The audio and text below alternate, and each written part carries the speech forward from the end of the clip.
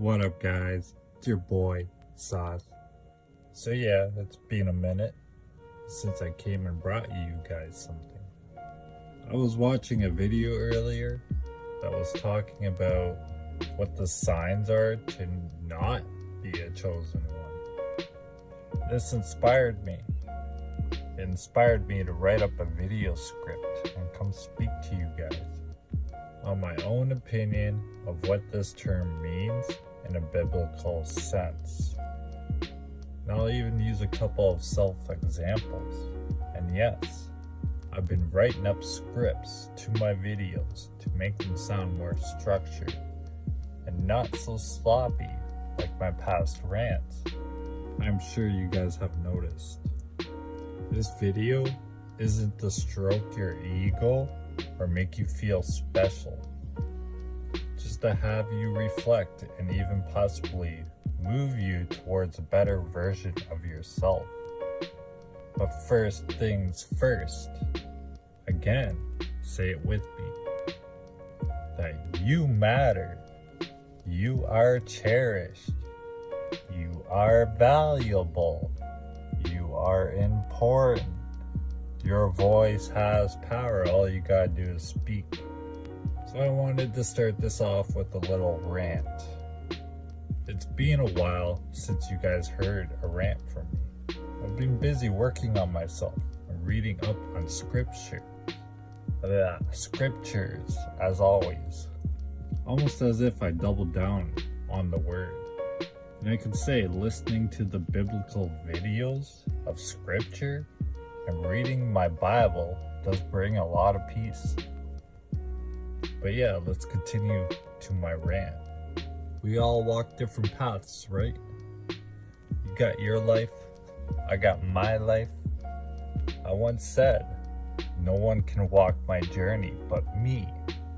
But I wanted to say, maybe you're walking yours in bitterness, all emotional inside, bottling things up, holding on to resentments, saying to yourself, you will seek justice, seeking to pay back the pain you hold and calling it revenge, trying to hurt those who hurt you. Maybe you say you're rising from the ashes, but from where I'm standing, from self-experience, you're still holding the match, raging in the flames. Truth hurts. It cuts like a sword.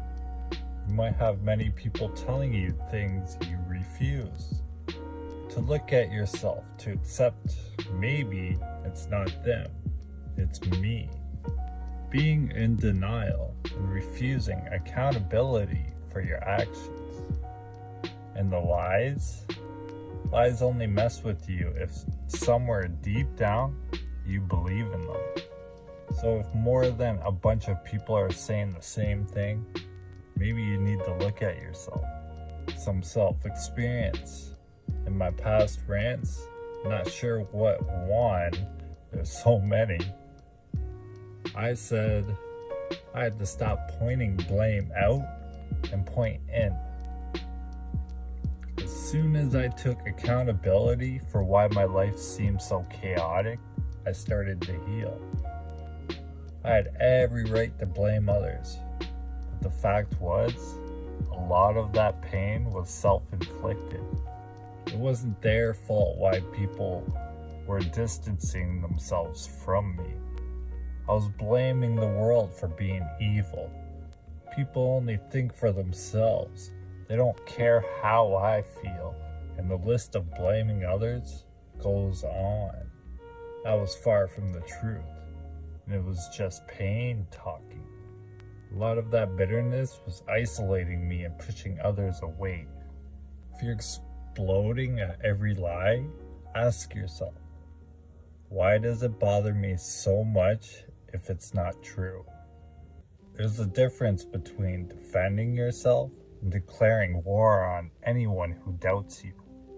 So ask yourself, how are you carrying your pain? As a cross or as a crown?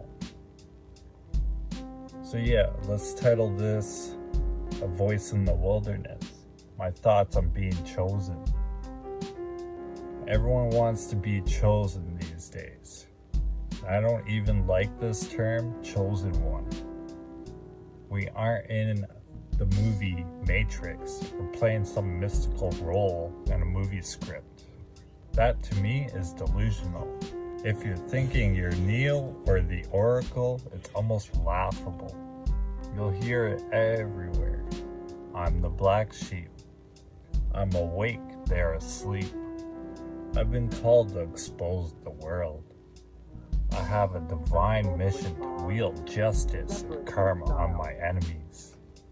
I have a truth greater than anyone else. You hear the term all over social media and platforms like YouTube. Many times, that's just to stroke your ego and make you feel special. But what does it really mean to be chosen in a biblical lens? Let's talk about the signs, not the ones TikTok told you, but the ones the Bible makes clear. Like accepting the call for service, not status. Biblically, being chosen doesn't mean you're the main character of your own movie. The world doesn't revolve around you. It means you're set apart, not for attention, but for God's purpose. Think of Moses. He didn't want the job. Think of Jeremiah, one of my favorite books in the King James Version. Jeremiah wept. Think of Mary. She said, "Let it be unto me according to your word." The chosen one isn't loud about it. They're usually wrestling with God in the quiet. And if I'm honest with you, I've battled loneliness more times than I can count. I used to say it felt like I was talking to walls, trying to pour out truth, trying to reach people, even those who were tormented, and still they wouldn't listen. They'd rather stay broken than face the mirror. And yeah, I felt misunderstood.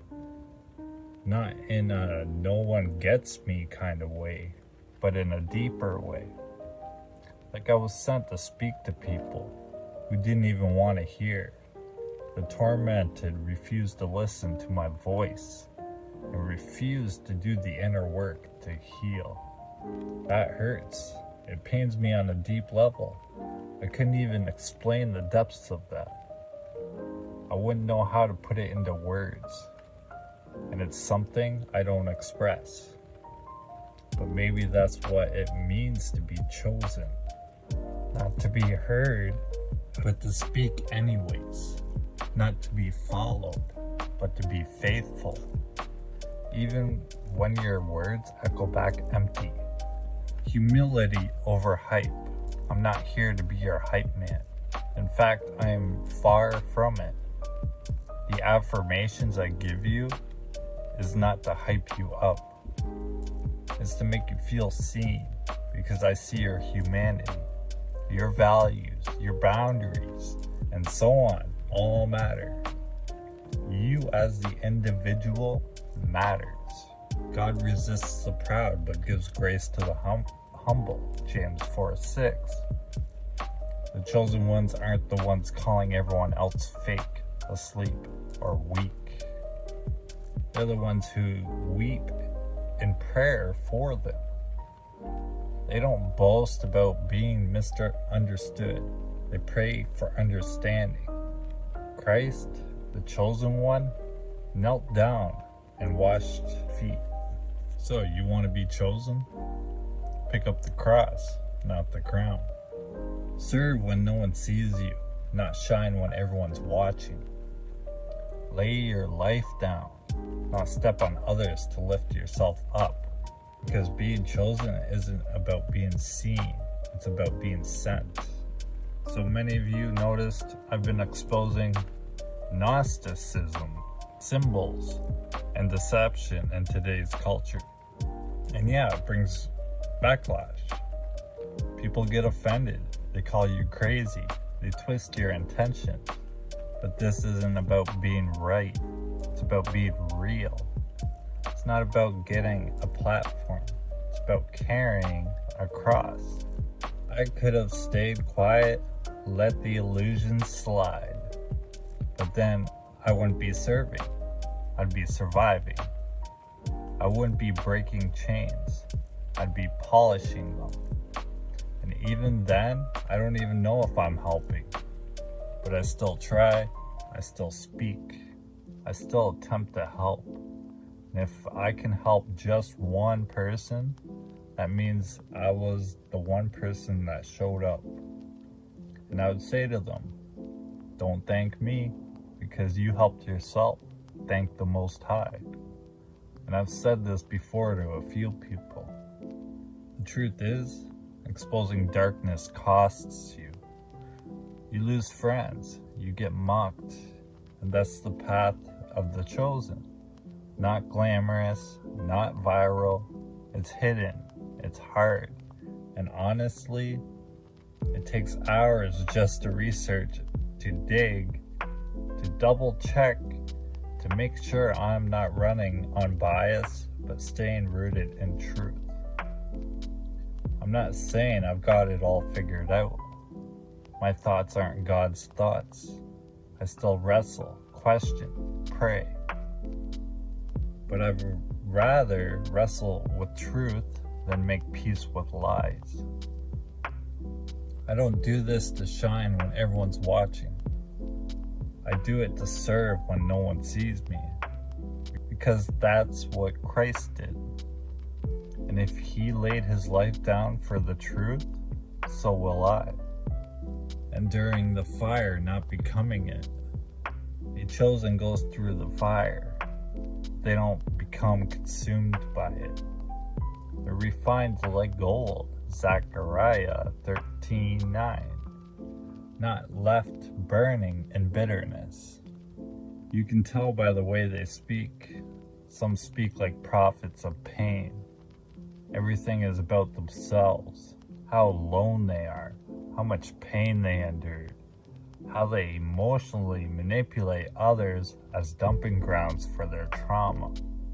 This isn't seeking healing. This is seeking for someone to say, it's okay.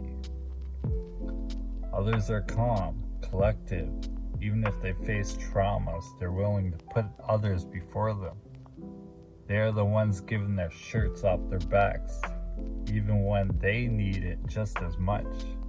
They will defend the innocent even when they see themselves as unworthy.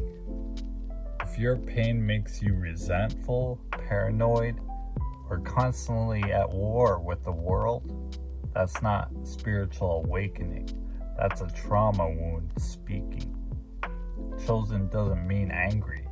It means refined, surrendered, and changed. Obedience is over opinion.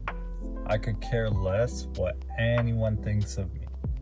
What matters is if I'm pleasing to my Father in heaven. A chosen doesn't chase platforms. They chase God's will. Noah built an ark in silence. Joseph served in prison. Jesus said, not my will, but yours be done. You know you're chosen not by how many followers you gain, but how quickly you obey when God speaks, even when it costs you everything. You won't fit in, but that's okay. And yes, the world may reject you, but chosen ones don't use rejection as a weapon. They don't scream, I'm above you. They just keep walking with God. Being chosen doesn't mean you're better. It means you're set apart. Not to be worshipped, not to be praised, not for any form of validation, but to serve, to love, to carry the cross. So are you chosen? That's not for the world to decide. I can't even tell myself I am chosen. And it's definitely definitely not proven by how loud your voice is. It's proven by your surrender, your love, your faithfulness to God, even when no one is watching. Your chosen doesn't scream to be seen. They shine even in the shadows. And remember, the narrow road is walked with Jesus, not ego. Look inwards, not outwards. Stay positive and humble, and turn to Jesus Christ. Get in that word.